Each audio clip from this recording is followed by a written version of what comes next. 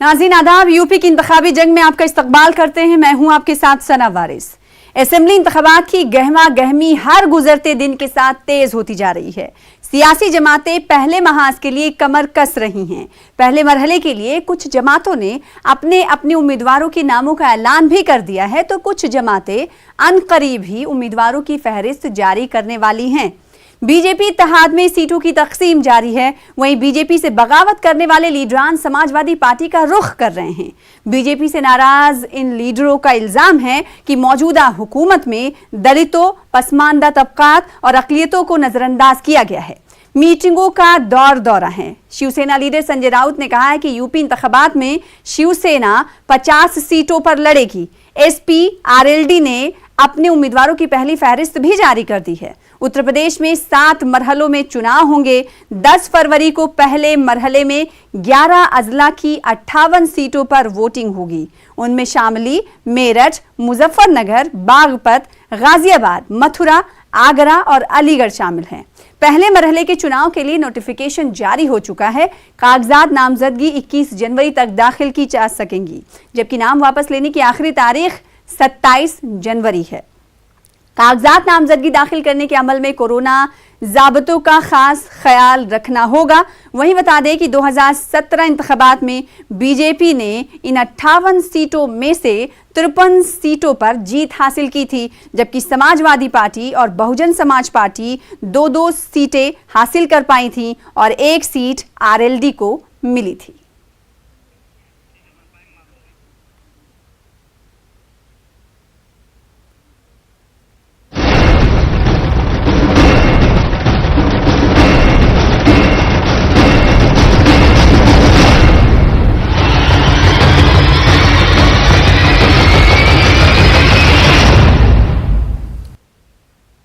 बिलाखिर स्वामी प्रसाद मौर्य को साइकिल की सवारी मिल गई। स्वामी प्रसाद मौर्य ने कई अरकान असेंबली के साथ समाजवादी पार्टी का दामन थाम लिया है। स्वामी प्रसाद मौर्य के साथ धर्म सिंह सैनी और दीगर 6 अरकान असेंबली भी साइकिल पर सवार हो गए हैं। ये तमाम लीडर बीजेपी छोड़कर समाजवादी पार्टी में शामिल हुए हैं। एसपी सरबराह अखिलेश यादव ने इन लीडरों का पार्टी में खैरमकदम करते हुए बीजेपी पर तंज कसा। अखिलेश ने कहा, बीजेपी में विकेट गिर रहे हैं। भारतीय जनता पार्टी के वो बड़े बड़े नेता जो कुंभकर्ण नींद सो रहे थे, जिनको कभी विधायकों, सांसदों और मंत्रियों से बात करने का वक्त नहीं मिलता था, हम लोगों की इस्तीफा देने के बाद उनकी नींद हराम हो गई है, नींद ही नहीं आ रही है। यूपी के चुनावी दंगल में शिवसेना भी ताल ठोकने को तैयार है। शिवसेना लीडर संजय राउत ने कहा है कि यूपी इंतखाबात में शिवसेना 50 सीटों पर लड़ेगी। इस सिलसिले में राकेश टिकैत से बातचीत हो रही है। साथ ही उन्होंने ये भी कहा कि उनकी जानकारी में बीजेपी के 10 और भी लीडर पार्टी छोड़ देंगे, क्योंकि अवाम और लीडरान दोनों बीजेपी से परेशान हैं। टिकैत साहब लंबी लड़ाई के बाद घर गए थे, परिवार में गए थे। हमारा उनका एक रिश्ता है। उद्धव ठाकरे जी ने भी उनसे कल फ़ोन पर बात की, मुख्यमंत्री जी ने, और उनको कहा कि लड़ाई बहुत लंबी है, अब तक ख़त्म नहीं हुई, हमको और लड़ना है। तो हमने बात तो की, बहुत जगह पे हमारी बात चल रही है, लेकिन 50 तक सीटें हम ज़रूर लड़ेंगे। 50 या 100 के बीच हमारी सीट हम लड़ने की हमारी तैयारी चल रही है। मैंने कल कहा कि ये आंकड़ा, ये नंबर अब बढ़ता जाएगा। अब देखिए 5 साल से जिस तरह से लोग दबाव में काम कर रहे थे, और काम तो कुछ नहीं हुआ है, इवेंट हो रहा है। इवेंट मैनेजमेंट यानी सरकार चलाना नहीं। प्रदेश के लोगों के जो प्रश्न है वो तो वैसे ही है। सिर्फ 80% वर्सेस 20% करने से ध्रुवीकरण हो सकता है मतों का, लेकिन राज्य का विकास नहीं हो सकता है, देश का विकास नहीं हो सकता है। वो हम देख रहे हैं। कल भी इतने लोग मुझे मिले, बेरोजगार लोग मिले, परेशान लोग मिले। वो परिवर्तन चाहते हैं, और जब अपने मंत्री ही छोड़कर जा रहे हैं, प्रमुख मंत्री, ओबीसी के नेता। तो आप समझ लीजिए कि हवा किस दिशा में जा रही है। उधर बीएसपी के लीडर ने अपनी ही पार्टी पर ठगने का इल्जाम लगाया है। अरशद राणा ने अपनी ही पार्टी पर धोखाधड़ी का इल्जाम लगाया है। इन्होंने इस सिलसिले में थाने में तहरीर भी दी है और मीडिया के सामने फूट फूट कर रोए भी। इन्होंने पार्टी की बड़े लीडरों पर टिकट का लालच देकर 67 लाख रुपए ठगने का इल्जाम लगाया। उनसे टिकट देने के बहाने बड़ी रकम वसूल की गई और कहा गया कि टिकट ना मिलने की सूरत में पैसा वापस हो जाएगा। अब इलेक्शन करीब है, जब उन्होंने टिकट की दावेदारी पेश की तो उनसे 50 लाख रुपए और जमा करने को कहा गया। उन्होंने पैसे जमा भी किए पर टिकट सलमान सईद को दे दिया गया। अब राणा अपने पैसों के लिए दर दर की ठोकरें खा रहे हैं और मजबूरन इन्होंने इस मामले में पुलिस का सहारा लिया है। सम्मानित मीडिया बंधु, मैं आपको बता देना चाहता हूं कि मैं लगातार 24 वर्ष से बहुजन समाज पार्टी का एक सिपाही बन के, कार्यकर्ता बन के काम कर रहा हूं और भिन्न भिन्न पदों पर रहा हूं। माननीय बहन जी के दिशा निर्देश पर मुझे चरथावल विधानसभा का प्रभारी प्रत्याशी मनोनीत किया था। पश्चिम प्रभारी शमसुद्दीन राय ने चरथावल में, प्रॉपर चरथावल में कार्यक्रम रखा गया था। 2018 में 18 दिसंबर को मेरी घोषणा हुई थी, मुझे प्रभारी प्रत्याशी घोषित किया गया था। तो उसके बाद में लगातार मैं 4 वर्षों से, चौथा वर्ष शुरू चल रहा है, काम कर रहा हूं। रात दिन विधानसभा में अपना काम कर रहा हूं, पार्टी के लिए काम कर रहा हूं। कोई बात नहीं, अब मैं महीनों से लगातार रायन जी से संपर्क बनाए हुए है कि मैं रायन जी को कॉल कर रहा हूं, लेकिन रायन जी मेरे फोन का कोई रिस्पॉन्स नहीं दे रहे। उसके बाद में माननीय अध्यक्ष, जिला अध्यक्ष सतीश कुमार जी से मैंने बात करी, लेकिन सतीश जी ने मुझे कहा कि मैंने बात करी। उन्होंने कहा कि बात करेंगे, लेकिन कोई बात नहीं। आज हद तब हो गई जब कल मैं बहुजन समाज पार्टी के कार्यालय मुजफ्फरनगर पर गया और जिला अध्यक्ष सतीश कुमार ने मुझसे कहा कि तुम 50 लाख रुपए का और इंतजाम कर लो, और इन्होंने मेरा तमाशा बना दिया। मैंने तो कभी इस तरह सोचा नहीं था। आप परेशान मत होइए। उन्हें मुझे अंदर बिठा के यूं कहते हैं कि बस तेरे जगह हम किसी और को चुनाव लड़ा रहे। आप देख रहे होंगे अखबार में, डेली का हेड भी देख रहे होंगे, सारे होर्डिंग सब कुछ मैं कर रहा हूँ, उसके बाद भी मेरे साथ ऐसा कर रहा है।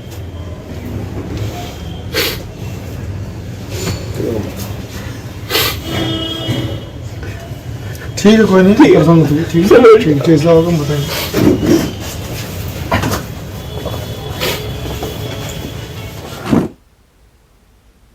आगे बढ़ेंगे। कानपुर में बीजेपी की खास नजर है। खास नजर उन सीटों पर है जो 2017 के इंतखाबात में बीजेपी के हक में माहौल होने के बावजूद उसे हासिल नहीं हो पाई थी। शहर की आर्यनगर, सीसामाऊ और केंट असेंबली सीटों पर मुस्लिम आबादी फैसला कुन पोजीशन में है।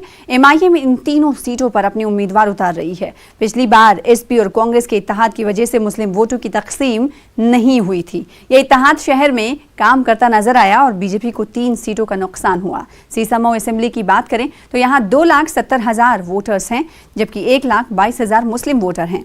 आर्यनगर असेंबली हल्के में 2,96,000 वोटर हैं, जिसमें 42% मुस्लिम वोटर हैं। इसके साथ ही साथ कैंट असेंबली में 3,60,000 वोटर्स हैं, जिनमें 60% मुस्लिम वोटर हैं। काबिल जिक्र बात यह है कि एमआईएम के सरबराह असदुद्दीन ओवैसी ने भी कैंट और सीसामाऊ हल्के में रैलियों से खिताब किया, जिसमें उन्होंने मुस्लिम वोटरों से कम्युनिटी की बेहतरी के लिए एमआईएम के उम्मीदवारों को जितवाने की अपील की। साथ ही एमआईएम का कहना है कि उनके उम्मीदवार इलेक्शन जीतने के लिए मैदान में हैं, न कि वोट काटने के लिए। देखिए, आर्यनगर, सीसामाऊ और छावनी, कानपुर नगर की 10 सीटों में से ये 3 सीटें हम लोगों ने पिछली बार दुर्भाग्यवश हम लोग हार गए थे। जिसमें से आर्यनगर और छावनी पर हमारे 2012 में विधायक थे, जीते हुए थे, और हम सीसामाऊ और आर्यनगर ये 2 सीटें 5,000 के मार्जिन के आसपास से हारे थे, तो बहुत कम मार्जिन था।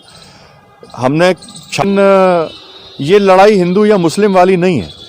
हमारा ये मानना है, जो हमारे माननीय मुख्यमंत्री जी ने कहा कि हमारी लड़ाई 80 बनाम 20 की है। इसमें कोई मुसलमान या हिंदू वाली बात नहीं है। 80 में वो लोग हैं जो लोग देश का विकास चाहते हैं, सबका साथ, सबका विकास, सबके प्रयास और सबके विश्वास के साथ। इन्हीं तीनों सीटों पर एमआईएम भी अपने प्रत्याशी उतारेगी, इसका क्या फर्क है? मुझे लगता है कि उन लोगों के तो बयान भी हम लोगों ने देखे हैं। दोनों भाई ओवैसी जो हैं तो वो भी उनकी ज़्यादातर जो अप्रोच लगती है वो जो लोग आतंकवादियों का समर्थन करने वाली उस तरीके की मानसिकता वाली जब बातें करते हैं तो वही है। बाकी उनसे वो भी 20 और 80 बनाम 20 में वो भी निपट जाएंगे। AIMM की चर्चा के विषय में ज़्यादा मैं ध्यान नहीं देना चाहता, लेकिन आप कह रहे हो वो वोट नहीं काट पाएंगे, वो लड़ने की ताकत में नहीं है, वोट सिर्फ वोट कटौआ की ताकत में है। और हिंदुस्तान में जो योगी भाषण दे रहे हैं 80 बनाम 20 की लड़ाई है, उसी में इनको 20 खड़ा करके दिखाना चाहते हैं और 80 में जीतना चाहते हैं। और कांग्रेस 80 और बनाम 20 की लड़ाई नहीं, हिंदुस्तान में बेरोजगारी और गरीबी के विरोध में लड़ाई लड़ेगी। असुद्दीन ओवैसी 80 कैसे इकट्ठा हो, झूठ बोलो, 20 हम कैसे इकट्ठा हो, हम झूठ बोलो, बद के राजनीति करें। ये कोई क्रिकेट मैच नहीं है, ये हिंदुस्तान। नहीं, मुस्लिम अक्सरियत भी है और हमारे वहाँ हिंदू भाई भी हैं। मुस्लिम अक्सरियत 40% है, किसी पे 60% है, बाकी तो 40% पे तो हमारे हिंदू भाई हैं। सारी सीटों पर MIM के प्रत्याशी क्यों नहीं उतरे? सारी सीटों पे उतरे हैं, 3 सीटों पे हम लड़ रहे हैं, बाकी 2 सीटों पे हमारी जो गठबंधन जिस पार्टी से हुआ है वो पार्टी लड़ रही है हमारी। 2017 के चुनाव में कानपुर की 10 विधानसभा सीटों में 7 विधानसभा सीटों में भारतीय जनता पार्टी को जीत मिली थी। जिन 3 सीटों पर भारतीय जनता पार्टी की हार हुई थी, अब उन्हीं तीनों सीटों पर ऑल इंडिया मजलिस-ए-इत्तेहादुल मुस्लिमीन अपने प्रत्याशी उतारने जा रही है। दूसरे दल इस पर आरोप लगा रहे हैं कि ऑल इंडिया मजलिस-ए-इत्तेहादुल मुस्लिमीन सभी सीटों पर चुनाव क्यों नहीं लड़ रही है। कहीं ना कहीं वो बीजेपी को फायदा पहुंचाना चाहती है। कानपुर से संदीप सविता, न्यूज़ 18। 4 बार के MP और मुजफ्फरनगर की मीरापुर सीट से मौजूदा MLA अवतार सिंह भड़ाना ने बुध को बीजेपी छोड़कर राष्ट्रीय लोक दल यानी RLD में शमूलियत इख्तियार कर ली थी। जयंत चौधरी की पार्टी से वो अब गुज्जर अक्सरियती इलाके गौतम बुद्ध नगर की जेवर सीट से इलेक्शन लड़ेंगे। भड़ाना की शनाख्त हरियाणा और मगरबी यूपी में गुज्जर बिरादरी में एक मजबूत लीडर के तौर पर जानी जाती है। मगरबी यूपी की 20 सीटों पर गुज्जर बिरादरी का असर है। समाजवादी पार्टी RLD बीजेपी के खिलाफ इत्तेहाद में कोई कसर नहीं छोड़ना चाहती। गुज्जर बिरादरी का वोट मगरबी यूपी के उन सीटों पर अपना असर दिखा सकता है। मेरठ में मीडिया से खिताब करते हुए अवतार सिंह भड़ाना ने बीजेपी हुकूमत से गुज्जर समाज की नाराजगी की वजह बयान की। हमने फैसला कर लिया है कि पश्चिमी उत्तर प्रदेश में हमने गठबंधन बनाया। मैं गठबंधन में आया हूं। यहां से आपको याद होगा कि 99 में जब मैं चुनाव लड़ा था, मैंने अजीत सिंह जी के साथ गठबंधन किया था। हम 5 सीट जीते थे। मैं कांग्रेस में रहा हूं, 4 बार MP रहा हूं कांग्रेस का। यहां कुछ भी आधार नहीं दिखता था जब लोगों को। जब हम अजीत सिंह जी बागपत जीते, मैं मेरठ जीता, मुजफ्फरनगर जीते, अलीगढ़ जीते और बागपत जीते। आज किसान मजदूर और पिछड़ों का आंदोलन और गठजोड़ बनाए, जिसमें हमें इस सरकार बदलनी है। वहीं उत्तर प्रदेश असेंबली इंतखाबात के ताल्लुक से गुज़िश्ता रोज समाजवादी पार्टी और राष्ट्रीय लोक दल के मुश्तरका महाज ने अपने उम्मीदवारों की पहली फहरिस्त जारी की है, जिसमें अलीगढ़ शहर से मारूफ सनतकार जफर आलम और कोयल असेंबली हल्के से सलमान शाहिद को उम्मीदवार बनाया है। असेंबली हल्के से समाजवादी पार्टी के सलमान शाहिद को उम्मीदवार बनाए जाने पर मुसलमान अलीगढ़ ने बाद नमाज जुमा एक मुजाहरा करते हुए समाजवादी पार्टी के सरबराह अखिलेश यादव से मुतालबा किया कि वो अपने इस फैसले पर आज सरे नौ गौर करें, क्योंकि कोयल असेंबली हल्के से साबिक रुकन असेंबली हाजी जमीरुल्लाह खां बेहतर उम्मीदवार थे, जो मुसलसल आवाम के लिए काम भी कर रहे हैं। और जमीरुल्लाह 2 बार के विधायक हैं, उन्हें टिकट काटा गया है और जमीनी नेता हैं और जमीन में बहुत काम किए हैं और यहाँ पर सीट नहीं निकाल पाएंगे ये अज्जू जो है और सलमान शाहिद। यहाँ पे दोनों सीटों पे फर्क पड़ेगा जमीरुल्लाह के न होने पर। ये विरोध कुछ नहीं है। माननीय अखिलेश यादव जी का जो फैसला है उस पर जनता की नाराजगी है। ये जनता ये चाहती है कि यहाँ पर अलीगढ़ में जो पूर्व विधायक हाजी जमीरुल्लाह साहब हैं, उन्होंने 5 साल जनता की खिदमत की, 20 साल समाजवादी में वक्त लगाया, जनता लोगों के बीच रहे, गरीब मजदूर किसान ढकेल तांगा रक्षा वालों की मदद की हमेशा। तो ये जनता का ये कहना है कि ये इस बार जो टिकट हुआ है वो जो थोड़ा दुख है हम जनता को, ये टिकट जो है माननीय हाजी जमीरुल्लाह साहब को मिलना चाहिए था, तभी ये अलीगढ़ में 7 सीटें कायम रहेंगी। और अगर किसी तरह माननीय अखिलेश यादव जी से चूक हुई तो उसमें थोड़ा उन्हें जोखिम उठाना पड़ेगा और टिकट जो है ना उन्हीं को वापस दिया जाए हाजी मिल्ला साहब को। लिहाजा तभी हम लोग यहाँ कामयाब हो पाएंगे। हम एक कार्यकर्ता की हैसियत से उनसे गुहार करते हैं, उनसे गुजारिश करते हैं, उनसे अपील करते हैं कि माननीय अखिलेश यादव जी टिकट हाजी मिल्ला साहब को दें। यूपी में पहले मरहले की वोटिंग 10 फरवरी को होगी, जिसके लिए नॉमिनेशन की शुरुआत हो गई है। मगरबी यूपी के 11 अजला की 58 सीटों पर 10 फरवरी को वोट डाले जाएंगे। मेरठ में भी जिले की 7 असेंबली सीटों के लिए उम्मीदवारों की पर्चे नामजदगी का सिलसिला शुरू हो गया है। इलेक्शन कमीशन की हिदायत के पेश नजर मेरठ कचहरी में नॉमिनेशन के लिए कायम किए गए मराकज पर जिला और पुलिस इंतजामिया ने सख्त इंतजाम किए हैं। पहले रोज नॉमिनेशन के लिए पर्चे हासिल करने वालों की तादाद काफी कम रही। कमरे में किस कक्ष में किस विधानसभा का होगा वो पहले से तय है, सबको सूचित किया गया है। और नामांकन के लिए पुलिस प्रशासन द्वारा भी पर्याप्त व्यवस्था किया गया है। और जो वीडियोग्राफी और सीसीटीवी कैमरा से पूरे परिसर को हम लोग कवर करा रहे हैं। और नॉमिनेशन में इस बार जो 100 मीटर तक आयोग का नवीन निर्देश है कि 2 गाड़ी आ सकती है और प्रत्याशी के साथ 2 लोग ही और आ सकते हैं। कोविड को लेकर आयोग ने नया निर्देश जारी किए हैं। ये भी सारे राजनीतिक दलों को बैठक करा के बता दिया गया। डेवलपमेंट इसमें काफ़ी जो है कॉम्प्रिहेंसिव किया गया है। एक एडिशनल एसपी जो एसपी क्राइम साहब हैं, उनके ओवरऑल पर्यवेक्षण में ये ड्यूटी लगाई गई है। 2 सीओ लगातार इसमें बने रहेंगे, हमारे सीओ सिविल लाइंस और सीओ अकाउंट्स। इसके साथ साथ 5 SHO और लगभग कांस्टेबल सब इंस्पेक्टर्स की बात करें तो लगभग 24-25 इसमें सब इंस्पेक्टर्स हैं और 50-51 की संख्या जो है कांस्टेबल की है। इसके अलावा महिला कांस्टेबल्स लगी है, प्लस ट्रैफिक के भी जो हमारे TSI और 4 TSI, 1 TI और इनका बाकी सहयोगी स्टाफ इसमें लगा हुआ है। यूपी में असेंबली इंतखाबात की शुरुआत 10 फरवरी को पहले मरहले की वोटिंग से पश्चिमी उत्तर प्रदेश से होने जा रही है। 11 अजला की 58 सीटों पर यहाँ पर 10 फरवरी को वोट डाले जाएंगे, जिसके लिए आज से नॉमिनेशन की जो प्रोसेस है वो शुरू हो गया है। हालांकि कोविड को देखते हुए और कोविड गाइडलाइन और जिस तरह से हिदायत जारी की गई है उसके तहत ऑनलाइन नॉमिनेशन भी भरा जा सकता है, पर्चा वहां से भी लिया जा सकता है। लेकिन यहाँ पर मेरठ कचहरी में जो मेरठ की 7 विधानसभा सीटें हैं वहां के लिए अलग अलग ये 7 जो है वो कक्ष बनाए गए हैं और यहाँ पर रिटर्निंग ऑफिसर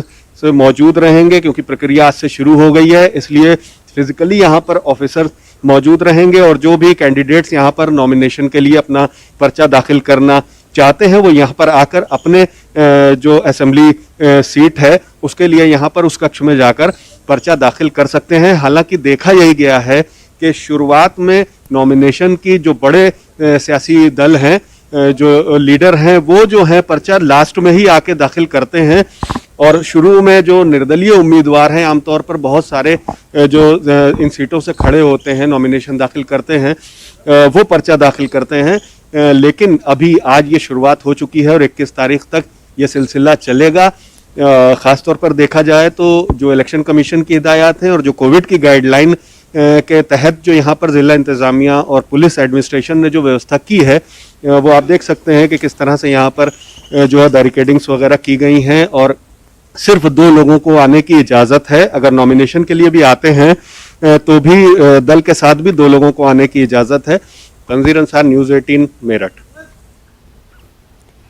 इंतखाबी जंग में खबरों का सिलसिला जारी रहेगा। रुकेंगे छोटे से ब्रेक के लिए।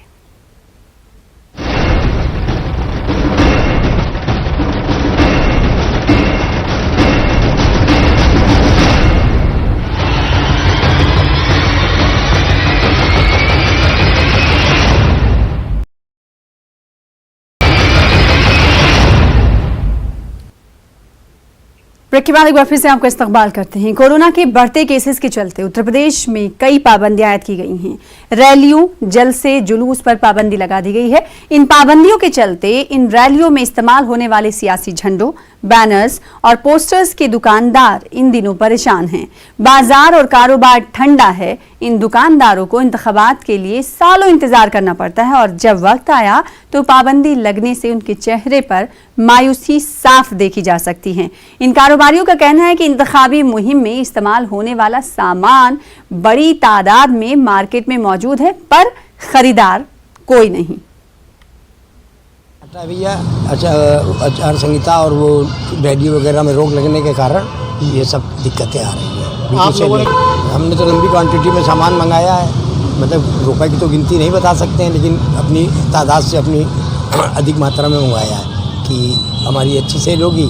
लेकिन ये रेडियो पाबंदी होने के कारण सारे सेल डाउन हो गई है, बड़ी दिक्कतों का सामना कर रहे हैं। क्या कुछ उम्मीद लग रही है कि आगे बिक्री होगी? अब तो यही महोदय से निवेदन है कि कुछ रेलिया में छूट मिल जाए तो शायद कुछ बिक भाग जाएगा, नहीं तो फिर माल तो वेस्टेज होना ही होना है। समाजवादी पार्टी ने गाजियाबाद की साहिबाबाद असेंबली से अपने उम्मीदवार का ऐलान किया है। अमरपाल शर्मा 2012 में बीएसपी से साहिबाबाद हलके से किस्मत आजमाई कर चुके हैं और कामयाब भी हुए। 2017 में अमरपाल शर्मा एसपी कांग्रेस के मुत्तहिदा उम्मीदवार थे, पर उनको कामयाबी नहीं मिली थी और बीजेपी ने बाजी मार ली थी। इस बार फिर समाजवादी पार्टी ने अमरपाल पर दांव खेला है। अमरपाल ने कहा कि इलाके में जो काम अधूरे पड़े हैं उनको पूरा किया जाएगा। जनता मुझे इसलिए वोट दे, जनता ने मेरे पूरे 12 से लेकर 17 तक के कार्यकाल को देखा है और पिछले कार्यकाल में मैंने पूरी विधानसभा में लगभग 2400 करोड़ रुपए के कार्य कराए।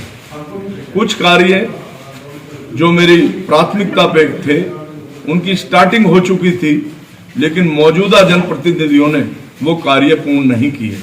जैसे उदाहरण के नाम पे मैं आपको बताना चाहूँगा कि सेक्टर 62 से लेके साहिबाबाद तक की जो मेट्रो थी हमने वो स्टार्ट करा दी थी और हमारे समय के 2 पिलर आज भी ऐसे खड़े हैं, आप जाके देख सकते हैं, लेकिन मौजूदा जनप्रतिनिधियों ने उस तरफ ध्यान नहीं दिया। एक 100 बेड का अस्पताल ट्रांसजेंडर में स्वीकृत हो चुका था, धनराशि स्वीकृत हो चुकी थी, लेकिन मौजूदा जनप्रतिनिधियों ने उसकी तरफ भी कोई ध्यान नहीं दिया। उधर आगरा में 9 सीटों के लिए नामजदगी का अमल शुरू हो गया है। पहले दिन दिलचस्प दावेदारों ने नामजदगी के लिए अपने कागजात नामजदगी खरीदे और किन्नर समाज की नुमाइंदा के तौर पर कागजात नामजदगी खरीदे भी गए। राधिका किन्नर आगरा कैंट सीट से एक दावेदार है। नामजदगी के अमल के आगाज के साथ ही कलेक्ट्रेट कैंपस छावनी में तब्दील हो गया। आम लोगों की आमदोरफ्त भी बंद कर दी गई। मैं एससी सीट से और एससी कैटेगरी से, शायद मैं पहली किन्नर होंगी आगरा में जो एससी कैटेगरी से नामांकन करने जा रही हूँ। और क्योंकि समाज में अरबों खरबों रुपए की नीलामी वोट की कर दी गई है जो पार्टी दल के नेताओं ने, उसके विरोध में मैं उतरी हूँ और समाज को जो सरकारी कर्जों में डुबाया जा रहा है, हर अन्य प्रकार के water tax, house tax, GST, VST, अन्य प्रकार के टैक्स लगे हुए हैं, हमें वोट डालने से क्या फायदा? क्या हमारे आने वाली पीढ़ी कर्जों में डुबो के जा रही हो? इसी क्रांति को लेते हुए मेरे भारतीय किन्नर समुदाय के समर्थन करता है और उसी के आधार पर मैं नामांकन करने जा रही हूँ छावनी विधानसभा से, निर्दलीय सही, लेकिन आम आदमी की बातें उठाने का हौसला बुलंद रखती हूँ। मैं किन्नर समाज के लिए करना चाहती हूँ, आने वाली पीढ़ी भीख ना मांगे, जो सेक्स वर्क का काम करती है। पहले मरहले के लिए फॉर्म भरने का अमल शुरू हो चुका है। हंसूराम फिर इस बार मैदान में नजर आएंगे। आपको बता दें कि हंसूराम अब तक 93 इंतखाब हार चुके हैं, पर उनके हौसले पस्त नहीं हुए हैं। हंसूराम का कहना है कि किसी में दम नहीं जो उन्हें शिकस्त खाने से रोक सके। हंसूराम 100 इंतखाब में शिकस्त हासिल करते हुए एक रिकॉर्ड कायम करना चाहते हैं। 75 साल से हंसूराम इलेक्शन लड़ रहे हैं। इन्होंने कहा कि जब उन्हें शिकस्त मिलती है तो बड़ी खुशी होती है। अम्बेडकर ही है और मैं अब तक सारे पदों के लिए, देश में होने वाले चुनाव सारे पदों के लिए 93 इलेक्शन लड़ चुका हूं और इस वर्ष मैं जो 92 खीरागढ़ विधानसभा से चुनाव लड़ रहा हूं तथा 90 ग्रामीण से भी, 2 आगरा उत्तर प्रदेश में 2 विधानसभा से मैं हंसूराम